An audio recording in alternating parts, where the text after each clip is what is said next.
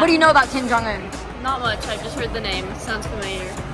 Him threatening to nuke the world. Yeah, war threats. Nukes. Just Kim Jong-un. Yeah, that guy's crazy. Children, schools would close, and everybody, children, everyone, had to come to the public square and witness executions. Oh my god. This is really ghoulish. This is really, really ghoulish. That's crazy.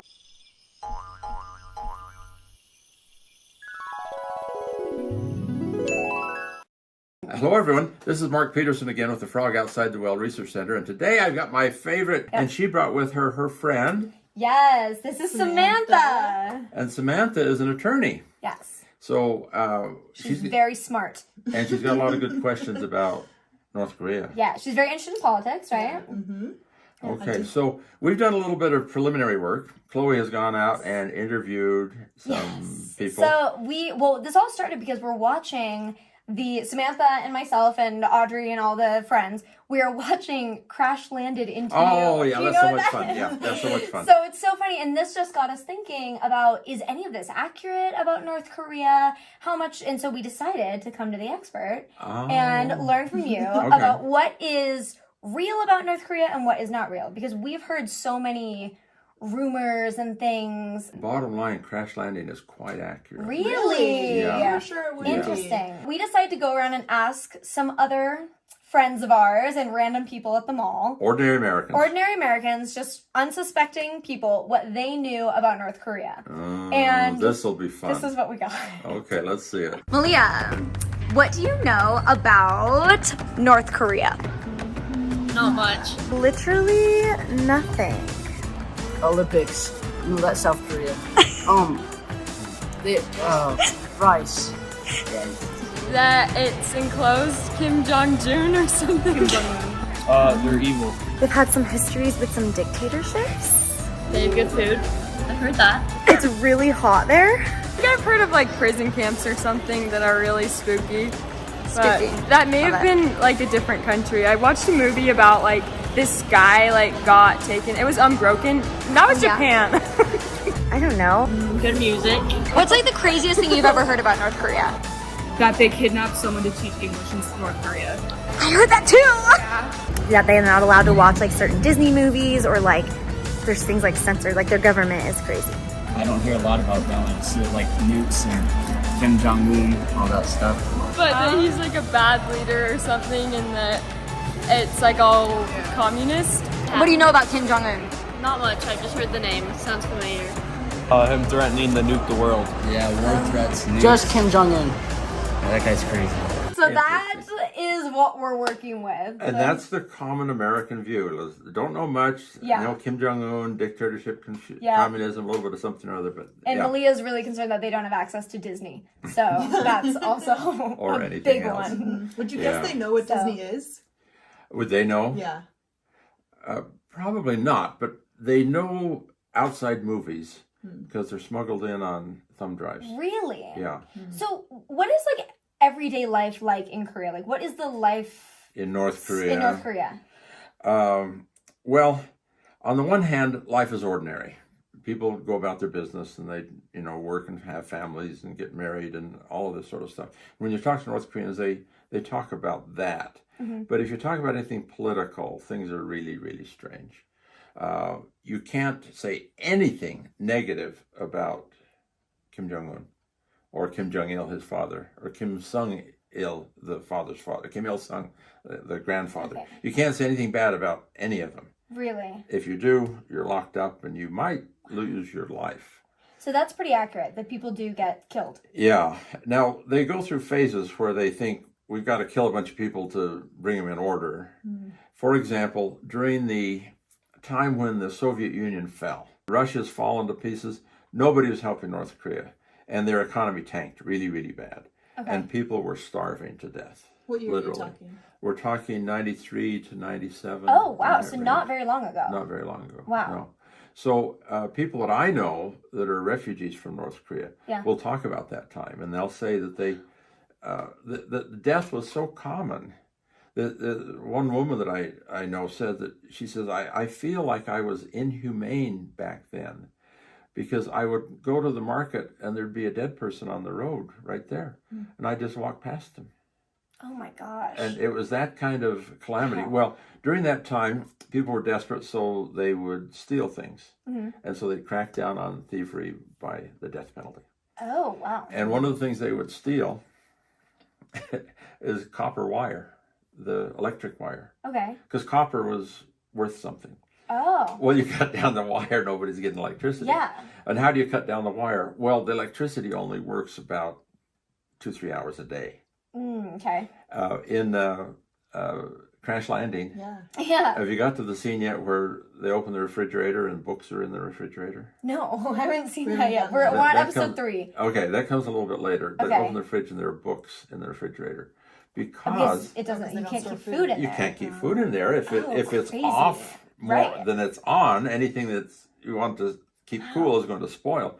And I have a North Korean refugee friend that said, when he saw that, he said, "Oh, I thought our family was the only one that did that." The love story and all of that's the fantasy. Yeah. But the setting, the way they've Interesting. done the setting, they've had, they say 5 or 6 North Korean refugees Oh, wow. that have told them, have That advised it's pretty them. accurate. So a lot of the cultural part. That. So I am interested in understanding like how the Kims like got the grasp that they did, right? Because like a lot of dictators have tried, and I don't know if anyone has succeeded in like the completeness of their ideology. Yeah, it goes back to Kim Il-sung. Kim Il-sung was the first of the dictators, and he took power right after World War II.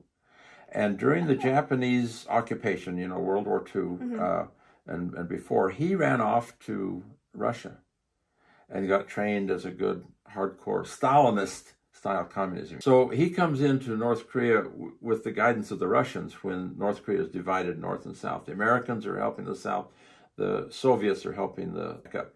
And there are a lot of other rivals, and he joins with all of them. They join hands and they're going to rule together. One by one, he eliminates them. Like, eliminates them? Eliminates them. Ooh. For various reasons. And he Ooh. starts with the Southerners. There's no one more pathetic in the whole world than a Southern They went to North Korea to help run the communist government, the takeover of all South Korea. And these were ideological people. They weren't kill 'em communists. Right. They went north, and a couple of the South Korean leaders soon became accused of being traitors. And they get the axe That first. is a proper villain, really. Yeah. Wow. And then he starts eliminating other North Koreans, and he eliminates the other Russian factions so that his faction alone is in control. He was in control till he died in 93? And then his son takes over. Okay. And And that's communism. Kim Jong. That's Kim Jong-il. Il. Yeah. Okay. Kim Il-sung, Kim Jong-il. At that point, the Soviet Union had collapsed. Everybody's waiting for this thing to collapse. Okay. But Kim Jong-il maintained the kind of thing that his father had done. Strict controls. Killing people? And kill people. Ooh. And it was during his reign that the economy tanked, and they start killing anybody that's not And that's in the line. 90s? In the 90s, mid and late 90s. I've talked to North Korean refugees who were school children at that time, who said that at the outset, the schools would close, and everybody, everyone, had to come to the public square and witness executions. Oh my god! This is really ghoulish. This is really, really ghoulish. That's crazy. But they themselves realized how absolutely evil this was. Children should never see that. But they did, and it's burned in their memories of these refugees that I know that have seen this. And then when Kim Jong-un took over, it looked like things might liberalize because he went to school in Switzerland. Oh, right. Yeah. Okay. And we thought he was more of a liberal kind of guy. Yeah. And we soon found out that he started shaving his hair like his grandfather, and he looked like his grandfather. And he was a rival of several other brothers to become the next in line. Where are the brothers now? The one got gassed at the the one got airport, gassed right? in Macau. What? Yeah. There's like footage of his brother getting killed at the airport. It's crazy. And there are a couple of were they Indonesian women? A couple of they were Southeast Indonesian. Asian women. Cool.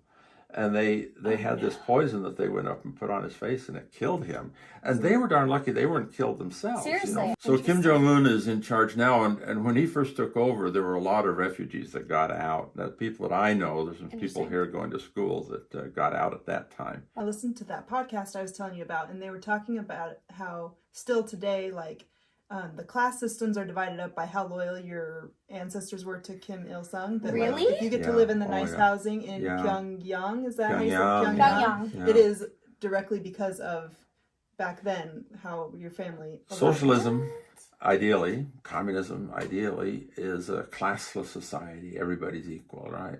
But it's very apparent in North Korea that there are three classes. The top class you call the tomatoes. The tomatoes? They're red on the inside and red on the outside. The middle group are the apples. They're red on the outside, but you can't trust them. They're not red through and through. Really? You see? Interesting analogy. Yeah. Huh? And then the bottom class are the grapes. They're not red at all, and they're to be squished. You can't trust them at all. This is terrifying. Yeah. It doesn't sound like you could move between those if it's based on your ancestors. No, you can't move between them. You can't move up very well. You can move down. I know someone who was in an army unit, and the army unit was accused of traitorism because the top guy was a rival to Kim Il-sung. The whole unit was disbanded, labeled as traitors, and they were all tomatoes. They all became grapes. Really Sam and I were talking a little bit about, was this last year that he did or 2 years ago, that Kim Jong-un, like, fake died? Like, pretended to die. This is to figure out, was it during COVID? Yeah. But everyone thought his sister was maybe going to be in charge. And I didn't even know he had a sister, I'm not going to lie, until all the memes about her. And so we're wondering kind of what is her role and what is maybe women's role in North Korea? Well, women, ideally, in this ideal Marxist society, are equal on paper. And there are certain manifestations where you see women doing things that you might not expect, like there's a women army corps. But I think the numbers of elected women in the elected delegations is lower. Are there elected people? Is anyone Elected? that word apply? Sort of. They have a public assembly. I can't remember the exact wording they use for it. Like every 5 years or something like that, to maintain the image of the name of the country is the Democratic People's Republic of Korea. So they got the word Democrat. Well, I'm dying to hear more about this. We should do a part 2. Okay. Because there's so much to talk about with this. And let's do part 2 after you've seen the 16. Yes. We'll finish episodes. watching Crash Landed on You, and then we'll come and talk about it. Yeah, let's do But that. thank you so much for having us on to chat. Oh, thank you. you. And welcome, Samantha. It's Thank nice you. to meet you. Thank you. Yeah. Thank you. So we'll see you next time. Bye everyone.